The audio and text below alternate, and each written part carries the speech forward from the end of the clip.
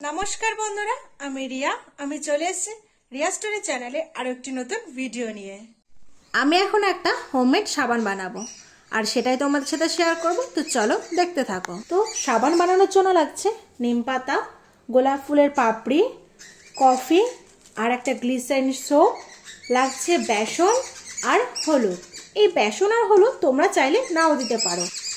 আমি রোজ হলুদ আর বেসন স্নান করার আগে রোজ মুখে লাগাই, তার জন্য ভাবলাম সাবানও একটু দিয়ে দিই। আর এদিকে নিম পাতা আর গোলাপের পাপড়িগুলো নিয়ে এসেছি বেসিনে, ভালো করে ধুতে হবে। নিম পাতাগুলো প্রচণ্ড পরিমাণে ধুলো আর নোংরা লেগেছিল, ওর জন্য ভালো করে একটু ধুয়ে নিচ্ছি। আমার নিম পাতা আর গোলাপের পাপড়িগুলো ভালো করে ধোয়া হয়ে গেছে। তারপরে নিম পাতাগুলো নিয়ে এসে নিম পাতার ওই ডাল থেকে পাতাগুলোকে ছাড়িয়ে নিচ্ছি, যাতে থেতো করতে সুবিধা হয়।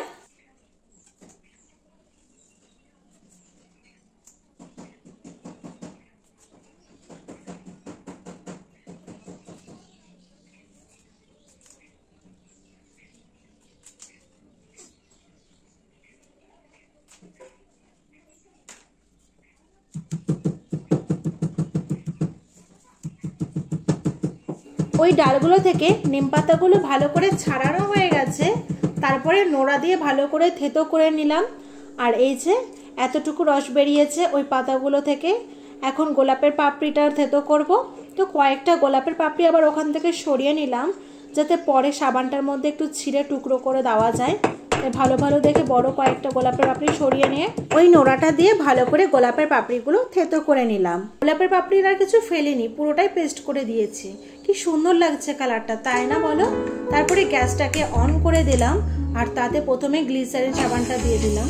আর দেখো বাটিটা গরম ছিল বলে সাবানটা দেওয়ার সাথে সাথে গলতে শুরু করেছে। তো তারপরে আমি একটা চামচ নিয়ে সাবানটাকে ভালো করে নাড়িয়ে চাড়িয়ে গলিয়ে নিচ্ছি।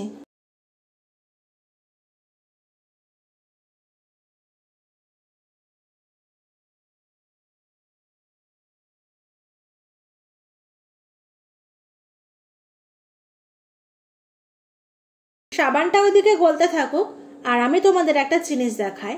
আমার দিদুন জানো তো, বাড়িতে যখনই শিং মাছ আসে তখন অনেকটা করে শিং মাছ নিয়ে এই যে বালতির মধ্যে এরকম জল দিয়ে রেখে দেয়, তাতে অনেক দিন থেকে যায়, প্রায় 1 মাস 1.5 মাস তো থাকে। কি সুন্দর জলের মধ্যে মাছগুলো কিলবিল করছে দেখো।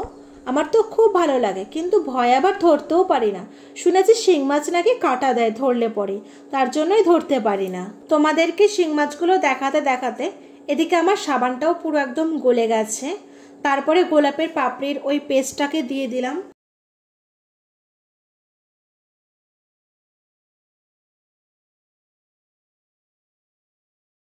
গোলাপের পাপড়ির পেস্টটাকে দেওয়ার পর আবার একটু ভালো করে মিশিয়ে গোলাপের পাপড়ির ওই পেস্টটা, তারপরে দিয়ে দিলাম নিম পাতার ওই রসটা।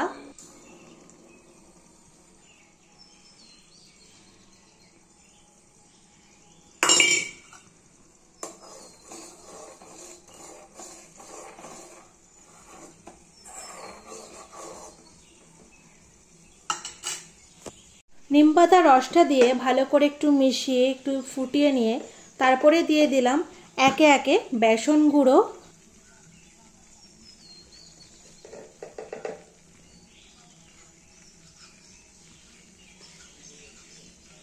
তারপরেই দিয়ে দিলাম সামান্য একটু হলুদের গুঁড়ো,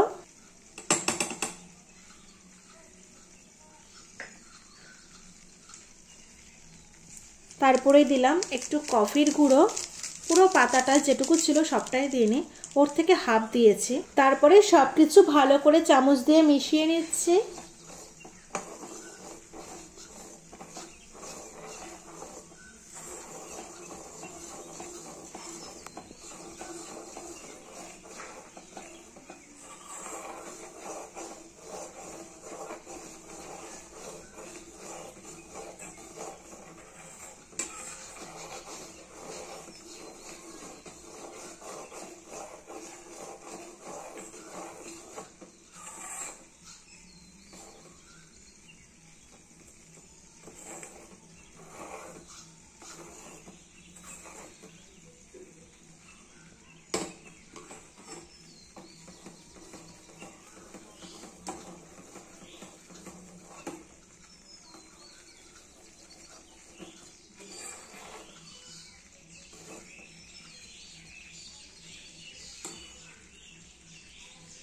আমার হোমমেড সাবান বানানো প্রায় কমপ্লিট হয়ে গেছে। এবার সাবানটাকে এই বাটির মধ্যে রেখে এই বাটির আকারে শেপ দেব। তার জন্য এই প্লাস্টিকের বাটিটাকে নিয়ে নিলাম। তোমরা চাইলে ওই বাটির জায়গায় যে কোনো কিছুই ইউজ করতে পারো। তারপরে ওই লিকুইড সোপটাকে প্লাস্টিকের ওই বাটিটার মধ্যে ঢেলে দিলাম। তারপরে আমার বোন এসেছিল, বললো ও নাকি এই গোলাপের পাপড়িগুলো ছড়িয়ে দেবে সাবানটার মধ্যে, তার জন্য ছিঁড়ে ছিঁড়ে সুন্দর করে ছড়িয়ে দিচ্ছিল। গোলাপের পাপড়ি দেওয়ার কারণ সাবানটা যাতে দেখতে আরও সুন্দর হয় ওর জন্য। তারপরে ভালো করে আমি একটু চামচ দিয়ে নাড়িয়ে নিলাম যাতে গোলাপের পাপড়িটা চারিদিকে ছড়িয়ে যায়। আর সাবানটা জানো তো ঢালার সাথে সাথেই প্রায় জমে জমে যাচ্ছিল। তো এই তো আমার সাবান বানানো কমপ্লিট। এবার ঠান্ডা হলে ব্যাস সাবান পুরো রেডি। সাবানটা ঠান্ডা হয়ে জমে পুরো রেডি হয়ে গেছে। তো তোমাদের কেমন লাগলো আমার এই হোমমেড সাবান বানানোটা অবশ্যই কমেন্ট করে জানিও। তো গাইস, আজকের ভিডিওটা এই পর্যন্তই। যদি তোমাদের ভালো লাগে লাইক কমেন্ট শেয়ার করে দিও। আর আমার চ্যানেল নতুন না থাকলে চ্যানেলটাকে সাবস্ক্রাইব করে দিও।